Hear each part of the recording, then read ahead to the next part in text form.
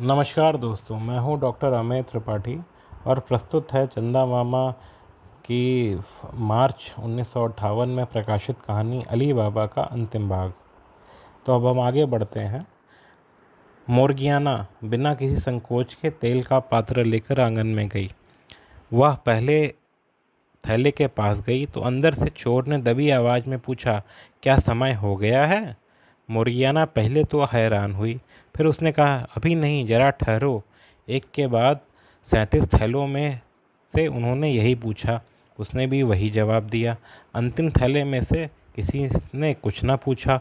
उसमें से तेल लेकर वह अंदर चली गई।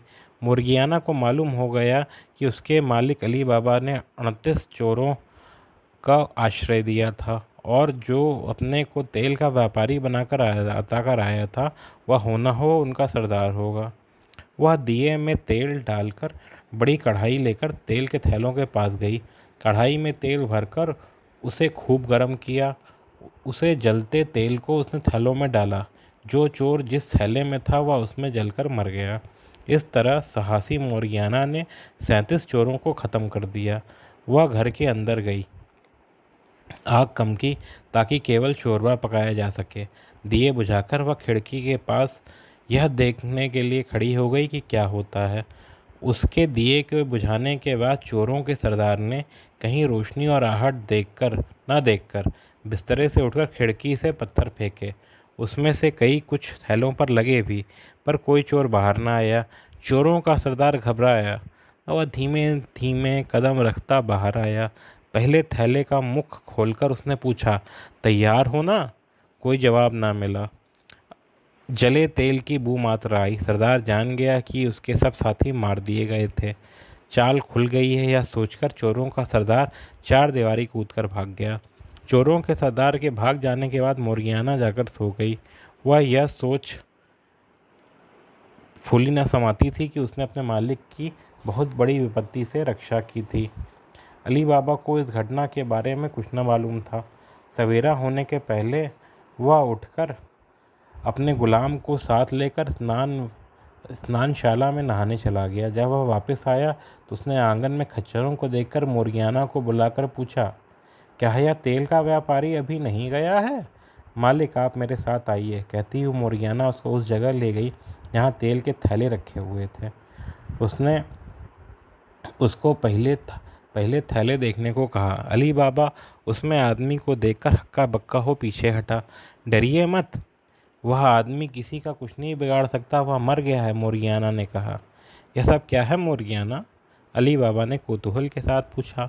आप जोर से मत बोलिए, यह बड़ा भारी रहस्य है। आस पड़ोस के लोगों को नहीं मालूम होना चाहिए। इन थैलों को एक के बाद एक देखिए, मोर्गियाना ने कहा। जब सब थैलों को अली बाबा ने देख लिया तो उसके आश्चर्य का ठिकाना न रहा। तेल का व्यापारी कहाँ है? अली बाबा ने पूछा। मैं जितना व्यापारी हूँ उतना ही वह है। पहले आप शोरबा लीजिए, फिर जो कुछ हुआ है मैं सुनाऊंगी, मोर्गियाना ने कहा। उसने सफ़ेद निशान जब से देखा तब से क्या क्या हुआ था सब विस्तार के साथ सुना दिया। सब सुनकर अली बाबा ने कहा, मोर्गियाना, यदि तुम मुझे ना बचाती तो जोर जरूर मेरा सर्वनाश कर देते। तुमने प्राणदान दिया है, इसका ऋण चुकाने से पहले मैं तुम्हें गुलामी से स्वतंत्र करता हूँ और बाकी ऋण चुकाने के लिए जल्दी ही कुछ न कुछ करूँगा। अली बाबा का बगीचा काफ़ी बड़ा था। उसके अंत में ऊंचे ऊंचे बड़े बड़े पेड़ थे। वहाँ अली बाबा और अब्दुल्ला ने मिलकर एक बहुत बड़ा गड्ढा खोदा। उसमें चोरों का मैं थैलों के गाड़ दिया। इसके बाद अली बाबा ने खच्चरों को एक एक करके पैंट भिजवाया और वहां उन्हें बिकवा दिया। अली बाबा के घर से दौड़कर चोरों का सरदार जंगल में पहुंचा। उसका दिल दहल रहा था क्योंकि उसके साथी सब मारे गए थे, इसलिए उसको गुफा काटती सी लगती थी। वहां वह थोड़ी देर ही ठहरा था कि वह डर गया और शहर वापस आ गया। वापस आते हुए उसने प्रतिज्ञा की कि वह अली बाबा को मारकर अपना बदला चुकाएगा। उसके लिए चोरों के सरदार ने कपड़े के व्यापारी का वेश धरा। कोजिया हुसैन अपना नाम रखा। उसको शहर में एक घर किराए पर लिया। उसने सबकी नज़र बचाकर उसने गुफा में से रेशमी कपड़े की थान लाकर वहाँ रखे। कासिम की दुकान के ठीक सामने उसने दुकान ले ली। कासिम की दुकान तब अली बाबा का बड़ा लड़का देख रहा था। व्यापारियों में नए व्यापारियों का पुराने व्यापारियों की मान मर्यादा करने की परंपरा है।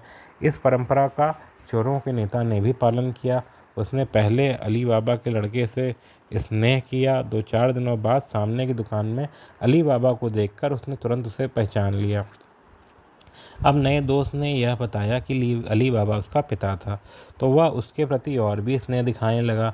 छोटे छोटे तोहफे देता, बात बात पर भोजन के लिए न्योता देता।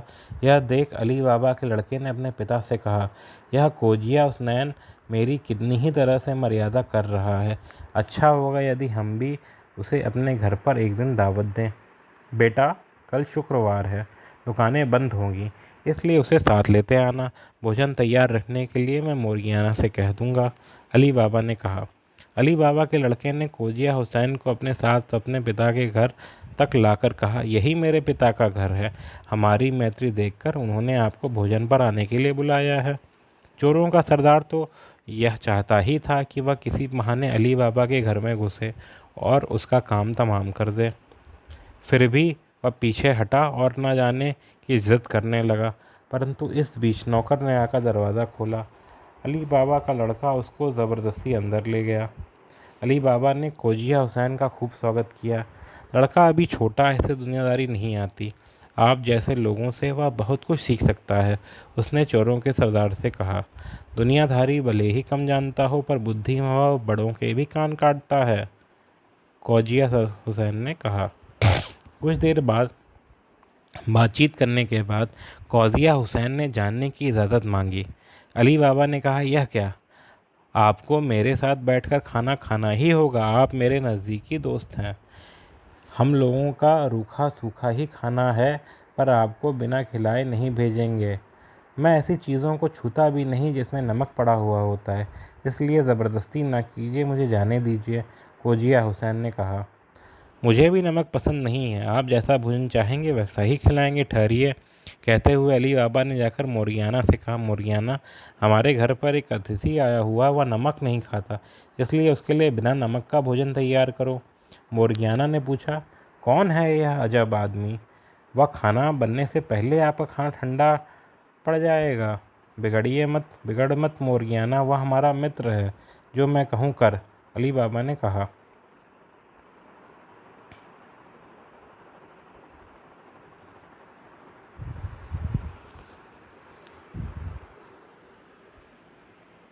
मोरियाना ने बिना नमक का भोजन बनाया। अब अब्दुल्ला परोस रहा था तो वह भी परोसने आई। कोजिया हसन को देखते ही वह पहचान गई कि वह चोरों का सरदार है। यही नहीं, उसने उसके अंगरखे में छुरी की मूठ भी देख ली। परोसने के बाद नृत्य के लिए वेश पहनकर कमर में एक छुरी रखकर मोरियाना ने अब्दुल्ला को कंजीरा लाने के लिए कहा। उसके आने तक अली बाबा, उसके लड़के और चोरों के सरदार ने भोजन समाप्त न किया था। आ मोरियाना, तू अपना नृत्य अतिथि को दिखा, अली बाबा ने कहा। वह बहुत देर छुरी लेकर नाचती रही। उसने नृत्य के साथ कई बार यह दिखाया जैसे वह अपने आप को छुरी से भोंक रही हो। नृत्य के बाद अब्दुल्ला को साथ लेकर वह इनाम के लिए आई। अली बाबा ने कंजीरा में 1 दिनार रखी। अली बाबा के लड़के ने 1 और दिनार रखी। अब्दुल्ला कंजीरा लेकर चोरों के सरदार के पास गया। चोरों के सरदार ने पैसे के लिए जेब में हाथ रखा। ठीक उसी समय मोरियाना ने चोरों के सरदार के सीने में छुरी भोंक दी। अली बाबा झट उठा। उसने पूछा, यह क्या किया तुमने मोरियाना? आप जल्दी ना करिए, वह कपड़े का ही व्यापारी नहीं है, वह तेल का भी व्यापारी है। यही चोरों का सरदार है। इसी कमर में छुरी देखिए। यह आपको मारने के लिए आया था। जब इसने कहा था कि वह आपका नमक ना खाएगा, तभी मुझे संदेह हो गया था, इसीलिए परोसने के बहाने मैं आई और मैंने उसे पहचान लिया, मोरियाना ने कहा। मोरियाना, मैं सचमुच तुम्हारा ऋण न चुका पाऊंगा। मैंने पहले ही तुम्हें स्वतंत्र कर दिया था, अब मैं तुझे बहू बनाता हूँ, अली बाबा ने कहा। अली बाबा के लड़के ने सहर्ष उसके साथ विवाह करना स्वीकार किया। जैसे और चोरों को गाड़ दिया था, वैसे ही उन्होंने चोरों के सरदार को भी गाड़ दिया। अब सिवाय अली बाबा के कोई भी गुफा का रहस्य न जानता था। परंतु इस संदेह में कि अभी 2 चोर और जीवित थे, अली बाबा 1 साल उस गुफा की ओर ना गया। जब उसने साल भर देखा कि उसको कोई हानि नहीं पहुंचा रहा था, तो वह एक दिन गुफा में गया। वहाँ साल भर से किसी ने पैर न रखा था। थोड़े दिनों बाद अली बाबा ने गुफ़ा का रहस्य अपने लड़के को भी बता दिया। उसके बाद कई पीढ़ियों तक पुत्र पिताओं से उस गुफ़ा के बारे में जानते थे और वहाँ से संपदा लेकर सुख में रहते थे। ये कहानी मित्रों यहीं समाप्त होती है। चंदा बाबा ने ये बहुत पुरानी कहानी 3 भागों में दर्शकों तक पहुंचाने की जिम्मेदारी रखी थी। नमस्कार, उम्मीद है कि आपको जो है कहानी पसंद आई होगी। जैसा भी हो अपना फीडबैक कमेंट में ज़रूर दें। डॉक्टर अमय त्रिपाठी, वाया चंदा मामा।